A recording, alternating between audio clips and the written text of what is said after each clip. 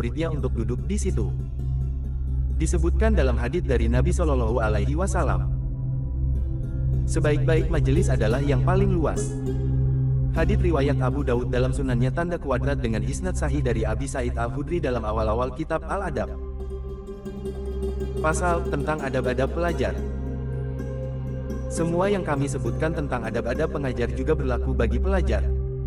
Termasuk adab-adabnya ialah menjauhi sebab-sebab yang 22. Melalaikan dari konsentrasi belajarnya, kecuali sebab yang harus dilakukannya untuk suatu keperluan. Hendaklah ia membersihkan hatinya dari kotoran-kotoran agar layak menerima Al-Quran dan menghafalkan serta memanfaatkannya. Diriwayatkan dari Rasulullah Shallallahu Alaihi Wasallam, beliau bersabda, ketahuilah, sesungguhnya di dalam tubuh ada segumpal daging. Apabila daging itu baik, maka seluruh tubuh menjadi baik. Dan apabila daging itu rusak, maka seluruh tubuh menjadi rusak. Ketahuilah, ia adalah hati. Tanda kuadrat, tanda kuadrat. Orang bijak berkata, hati menjadi baik untuk menerima ilmu seperti tanah menjadi baik untuk ditanami. Pelajar harus merendahkan dirinya kepada pengajarnya dan bersikap sopan terhadapnya, meskipun lebih muda usianya, lebih sedikit kemasyurannya, lebih rendah nasab dan kebaikannya, dan selain itu. Hendaklah ia merendahkan diri kepada ilmu, karena dengan tawadhunya kepada ilmu akan mendapatkannya. Penyair berkata, ilmu tidak bisa mencapai pemuda yang tinggi hati seperti banjir yang tidak bisa mencapai tempat yang tinggi. Patutlah pelajar taat kepada gurunya dan bermusyawarah dengannya dalam berbagai urusannya. Ia terima perkataannya seperti orang sakit yang berakal menerima perkataan dokter yang menasihati dan pandai. Yang ini lebih utama. Memilih pengajar. Janganlah ia belajar, kecuali dari orang yang lengkap keahliannya, jelas keagamaannya dan nyata pengetahuannya dan terkenal kebersihan dirinya. Berkata Muhammad Ibnu Sirin dan Malik bin Anas dan ulama salaf. 23. Lainnya, ilmu ini adalah agama, maka lihatlah dari siapa kalian mengambil agamamu. Hendaklah ia memandang pengajarnya dengan pandangan hormat dan meyakini keahliannya dan keunggulannya atas orang-orang yang setingkat dengannya, karena hal itu lebih dekat untuk mendapat manfaat darinya. Ada di antara ulama terdahulu apabila pergi kepada gurunya, ia menyedekahkan sesuatu dan berkata, ya Allah, tutupilah aib guruku dariku dan jangan hilangkan keberkahan ilmunya dariku. Berkata Arabi, teman Asy Syafi'ira, aku tidak berani minum air sementara Asy Syafi'i memandang kepadaku, karena segan kepadanya. Kami riwayatkan dari Amirul Mukminin Ali bin Abi Thalib, ia berkata, hak orang alim padamu ialah engkau beri salam kepada orang banyak secara umum dan memberinya penghormatan secara khusus tanpa mereka. Engkau duduk di depannya, jangan memberi isyarat dengan tanganmu di dekatnya dan jangan mengedipkan kedua matamu. Jangan engkau katakan, si fulan berkata lain dari yang engkau katakan. Janganlah engkau menggunjing seseorang di dekatnya, jangan bermusyawarah dengan teman dudukmu di majelisnya dan jangan memegangi baju bila ia berdiri. Jangan mendesaknya bila ia malas dan merasa jenuh karena lama bergaul dengannya. Belajar patut mengamalkan adab dengan perkara-perkara yang ditunjukkan oleh Ali karomallahu wajah dan menolak gunjingan terhadap gurunya jika ia mampu. Jika tidak mampu menolaknya, ia tinggalkan majelis itu. Sifat-sifat pelajar. Hendaklah pelajar masuk pada gurunya dengan memiliki sifat-sifat sempurna, yaitu membersihkan diri dengan yang kami sebutkan mengenai pelajar, bersuci dengan menggunakan siwak, mengosongkan hati dari hal-hal yang melalaikan, hendaklah ia tidak masuk tanpa minta izin apabila guru berada di tempat di mana ia perlu minta izin. 24. Hendaklah ia memberi salam kepada orang-orang yang hadir ketika masuk dan memberi penghormatan secara khusus kepadanya dan memberi salam kepadanya dan kepada mereka bila ia pergi sebagaimana ia datang.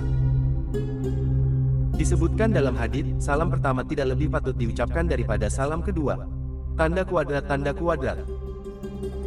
Janganlah ia melangkahi pundak orang-orang, tetapi duduk di tempat yang bisa dicapainya dalam majelis itu, kecuali guru mengizinkannya untuk maju atau ia ketahui dari keadaan mereka bahwa mereka lebih menyukai hal itu. Janganlah menyuruh seseorang berdiri dari tempatnya. Jika orang lain mengutamakannya, janganlah ia menerima karena mengikuti teladan Ibnu Umar, kecuali dalam mendahulukannya terdapat maslahat bagi para hadirin atau guru menyuruhnya melakukan itu. Hendaklah ia tidak duduk di tengah halakoh majelis kecuali karena kebutuhan yang mendesak. Janganlah ia duduk di antara kedua teman tanpa izin keduanya. Jika kedua melapangkan tempat baginya, ia boleh duduk dan merapatkan dirinya.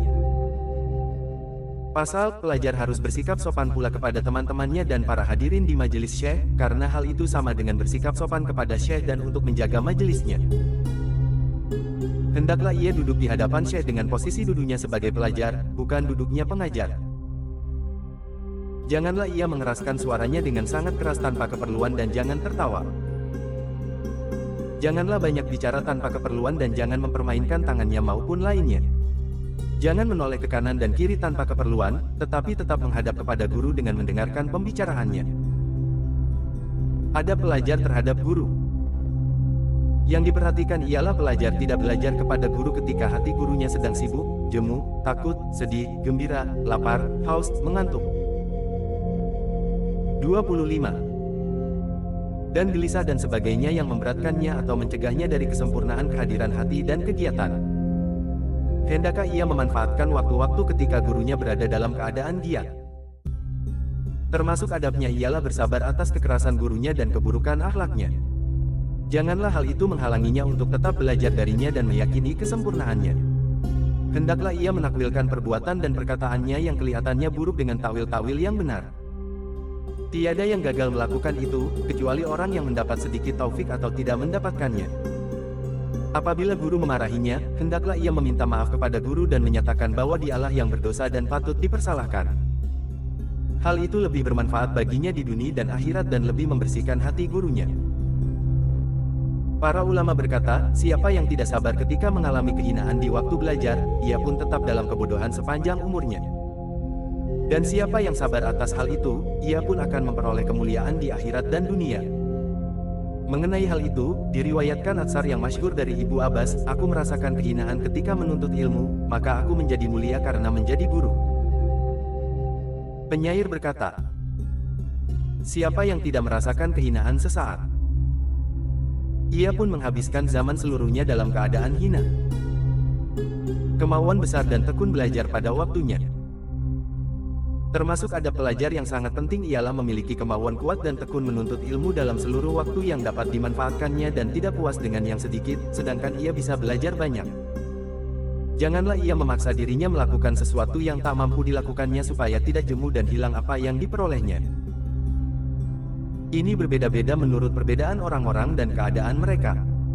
Apabila tiba di majelis guru dan tidak menemukannya, ia harus menunggunya dan tetap tinggal di pintunya.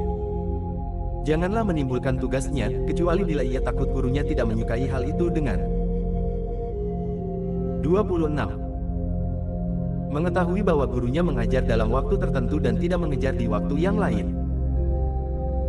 Apabila mendapati guru sedang tidur atau mengerjakan sesuatu yang penting, hendaklah ia tidak meminta izin masuk kepadanya, tetapi menunggu sampai ia bangun atau selesai dari pekerjaannya. Bersabar lebih utama sebagaimana dilakukan oleh Ibnu Abbas dan lainnya. Hendaklah ia mendorong dirinya untuk bekerja keras dalam menuntut ilmu di waktu senggang dalam keadaan dia dan kuat, cerdas pikiran dan sedikit kesibukan lainnya sebelum nampak gejala-gejala ketidakmampuan dan sebelum mencapai kedudukan yang tinggi. Amirul Mukminin Umar Ibnu Khattab berkata, belajarnya ilmu agama sebelum kamu diangkat menjadi pemimpin. Artinya, berikhtihatlah dengan segenap kemampuanmu ketika kamu menjadi pengikut sebelum kamu menjadi pemimpin, karena jika menjadi pemimpin yang diikuti, kamu tidak mau belajar karena kedudukanmu yang tinggi dan kesibukanmu yang banyak. Inilah makna perkataan Al-Imam Asy-Syafi'i, belajarlah ilmu agama sebelum kamu menjadi pemimpin. Jika kamu menjadi pemimpin, tidak ada jalan untuk belajar ilmu. Adab-adab umum. Hendaklah belajar ilmu kepada guru di awal siang, sesuai dengan hadits Nabi Shallallahu Alaihi Wasallam. Ya Allah, berkatilah umatku pada awal waktunya. Tanda kuadrat. Pelajar harus memelihara bacaan hafalan-hafalannya dan ia tidak boleh mengutamakan orang lain pada waktu tiba gilirannya, karena mengutamakan orang lain dalam ibadah adalah makruh, berbeda dengan mengutamakan orang lain dalam urusan dunia, karena hal itu disukai. Apabila Syekh berpendapat adanya maslahat dalam mengutamakan orang lain pada suatu waktu karena alasan makna syar'i, lalu menyuruhnya melakukan itu, maka ia patuhi perintahnya. 27. Di antara yang wajib atasnya dan harus dilakukannya ialah tidak iri kepada seorang temannya atau lainnya atas suatu keutamaan yang dianugerahkan Allah kepadanya dan tidak membanggakan dirinya atas prestasi yang dicapainya. Telah kami kemukakan penjelasan hal ini dalam adab-adab Syekh, dan caranya untuk menyingkirkan kebanggaan diri ialah mengingatkan dirinya bahwa ia tidak memperoleh hal itu dengan daya dan kekuatannya, tetapi dari kemurahan Allah. Maka ia tidak boleh merasa bangga dengan sesuatu yang tidak diciptakannya, tetapi Allah Ta'ala menetapkannya padanya. Caranya dalam menyingkirkan rasa iri ialah dengan mengetahui bahwa hikmah Allah Ta'ala menghendaki keutamaan ini pada orang lain. Maka ia tidak boleh menyanggahnya dan tidak membenci hikmah yang dikehendaki Allah Ta'ala dan tidak dibencinya. 28. Bab kelima, adab-adab para penghafal Al-Quran. Sebagian darinya telah disebutkan dalam bab yang sebelum ini. Termasuk adab-adab penghafal Al-Quran ialah, dia harus berada dalam keadaan paling sempurna dan perilaku paling mulia dan menjauhkan dirinya dari segala sesuatu yang dilarang Al-Quran demi mengagungkan Al-Quran. Hendaklah ia terpelihara dari pekerjaan yang rendah, berjiwa mulia, lebih tinggi derajatnya dari para penguasa yang sombong dan pecinta dunia yang jahat, merendahkan diri kepada orang-orang soleh dan penggemar kebaikan serta kaum miskin. Hendaklah ia seorang yang khusyuk, memiliki ketenangan dan wibawa. Telah diriwayatkan dari Umar Ibnul Khattab bahwa ia berkata, "Hai para ahli baca Al-Quran, angkatlah kepalamu.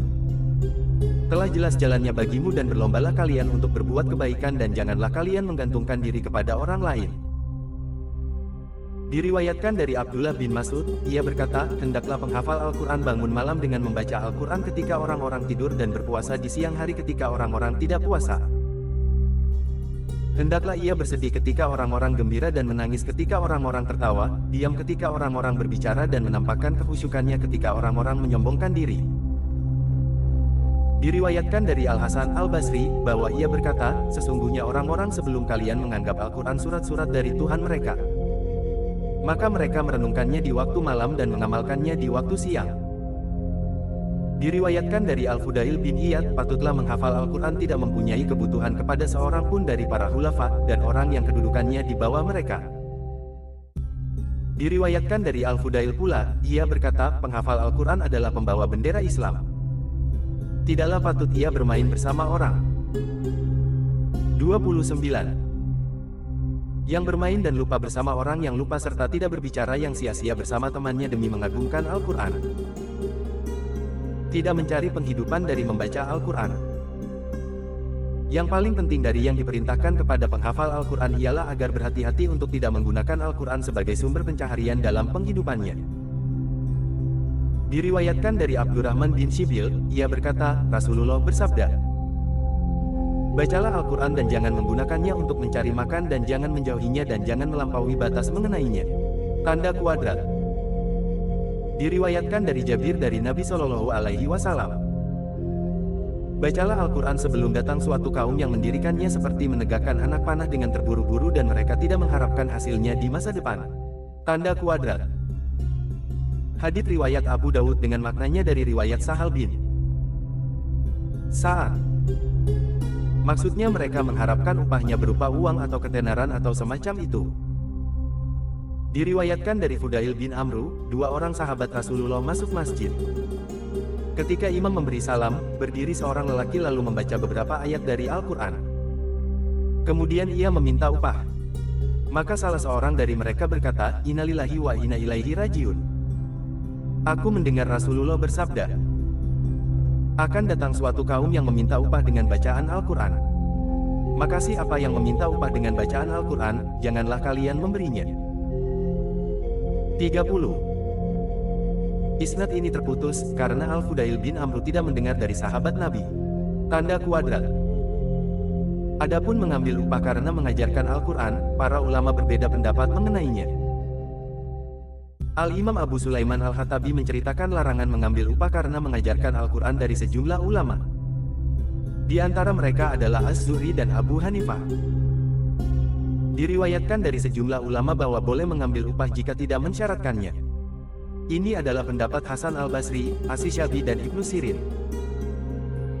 Atta, Malik dan Asy-Syafi'i ulama lainnya berpendapat boleh mengambil upah jika disyaratkan dan memberinya upah dengan akad penyewaan yang sahih. Telah diriwayatkan banyak hadis sahih yang membolehkannya. Para ulama yang melarangnya berhujah dengan hadits Ubadah bin Samit bahwa ia mengajarkan Al-Quran kepada seorang penghuni Sufah lalu orang itu memberinya hadiah sebuah busur. Maka Nabi berkata kepadanya, jika engkau ingin dikalungi dengan kalung dari api dengan pemberian itu, maka terimalah busur itu. Ini hadits masyhur yang diriwayatkan oleh Abu Dawud dan lainnya. Tanda kuadrat dan mereka berhujah pula dengan banyak atsar dari salaf. Para ulama yang membolehkan menjawab hadits Ubadah dengan dua jawaban. Pertama, dalam isnadnya ada persoalan. Kedua, ia menyumbang dengan pengajarannya sehingga tidak berhak mendapat suatu imbalan. Kemudian ia diberi hadiah sebagai imbalan. Maka ia tidak boleh mengambilnya. Lain halnya dengan orang yang mengadakan akad persewaan sebelum pengajaran. Wallahu a'lam. Hendaklah penghafal Al-Quran memelihara pembacaannya dan banyak melakukannya. Para ulama salaf mempunyai kebiasaan yang berbeda-beda mengenai kadar penghatamannya. 31. Diriwayatkan oleh Ibnu Abi Daud dari sebagian ulama salaf bahwa mereka menghatamkan Al-Quran dalam setiap 2 bulan sekali.